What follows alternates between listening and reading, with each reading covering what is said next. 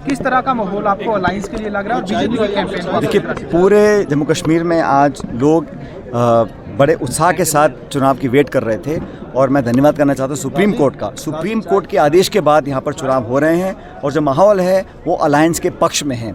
कितनी कोई कोशिश कर ले, जो लोग पर्दे के पीछे से सियासत करना चाहते हैं, वोट काटने की कोशिश कर रहे हैं, लेकिन मुझे लगता है कि यहाँ पर जो हमारे अलायंस है कांग्रेस पार्टी और नेशनल कॉन्फ्रेंस का, वो अलायंस जीत कर जाएगा। सरकार हम लोग बनाएंगे और अच्छे बहुमत से बनाएंगे और हर क्षेत्र में आज नौजवान उम्मीद के साथ कांग्रेस और हमारे अलायंस को देख रहा है और मुझे लगता है कि जो मुद्दे हैं लोग उन पर वोट डालेंगे। जो प्रोपेगेंडा किया जाता है, लोगों को बहकाने की कोशिश की जाती है, उस सबसे परे हटकर लोग विकास को, डेवलपमेंट को और एक अच्छी सरकार को चाहेंगे। इसलिए मुझे लगता है हम अच्छा चुनाव जीत कर जाएंगे यहाँ से। सर, बीजेपी की कैंपेन को आप किस तरह से देख रहे हैं जम्मू कश्मीर में? आपने बीजेपी के पास कैंपेन के लिए कुछ नहीं है। 10 साल से आपकी केंद्र की सरकार है, आपके गवर्नर साहब यहाँ पर थे, आपने यहाँ पर कितना विकास हुआ नहीं हुआ, सिर्फ लोगों को बांटने का स्टेटहुड जो यहाँ के जम्मू कश्मीर के लोगों का था उसको बिना वजह आप लोगों ने छीना और सारे पावर्स लेकर दिल्ली में आप लोग गए। तो हम लोग चाहते हैं सबको बराबर का मौका मिले। हमारे कॉन्स्टिट्यूशन में सबको बराबर की हिस्सेदारी का एक अधिकार दिया है, वो छीनने का काम केंद्र की सरकार ने किया है। तो लोग जवाब चाहेंगे और सबको कर के देख लिया,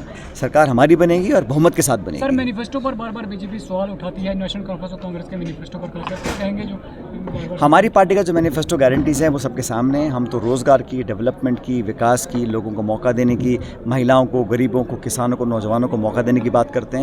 हर पार्टी का अलग अलग एजेंडा है, लेकिन हमारा जो अलायंस है वो यहाँ पे एक सरकार बनाने का है ताकि जो लोग महरूम रहे हैं इतने सालों से सरकार के बिना, यहाँ पर लोग काम नहीं कर पाए, परेशानी का बहुत लोगों ने सामना किया है, उसको ख़त्म करने के लिए सरकार हम लोग बना रहे हैं। और जैसे इंडिया अलायंस ने एक मजबूत चुनौती दी थी पूरे देश भर में, ऐसे यहाँ पर कांग्रेस और एनसी का जो अलायंस है यहाँ पर सरकार हम लोग बनाएंगे। पहाड़ियों को क्या मैसेज रहेगा? ये जो मसला है लोगों को बांटने का, ये कामयाब नहीं होगा। सब बराबर के नागरिक हैं, सबको अधिकार है, सबको मिलकर साथ बढ़कर आगे करना है। लेकिन ये जो बंटवारे की राजनीति है इसको लोग सिरे से खारिज कर रहे हैं। सर, वक्फ बोर्ड की तरमीम के लिए बीजेपी कह रही है, आपकी सरकार आएगी तो इसके बारे में आपका क्या है? बीजेपी सिर्फ जुमले देने का काम करती है और वो बिल पार्लियामेंट में लेकर आए थे, उसको वापस करना पड़ा।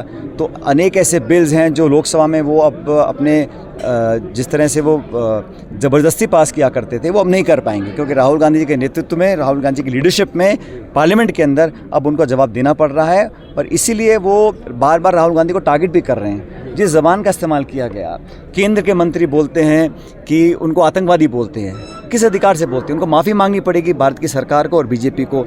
एक शिवसेना के विधायक राहुल गांधी जी के जीप काटने के 11 लाख रुपए का एक बोली लगाते हैं। क्या नेताओं ने उनको बर्खास्त किया? उनके खिलाफ एफआईआर हम लोग कर रहे हैं, कानूनी कार्रवाई करेंगे। उनके नेताओं की जिम्मेदारी बनती है इस प्रकार की भाषा का प्रयोग कर इस देश की राजनीति को कहाँ ले जाना चाहते हैं। उनको माफ़ी मांगनी पड़ेगी जनता से। सर, इंडिया अलायंस का एक हिस्सा आम आदमी पार्टी, दिल्ली में सियासी उथल पुथल देखने को मिल रही है, आपका उस पर क्या बयान है? अभी देखते हैं, हम लोग तैयार हैं हर चुनौती के लिए।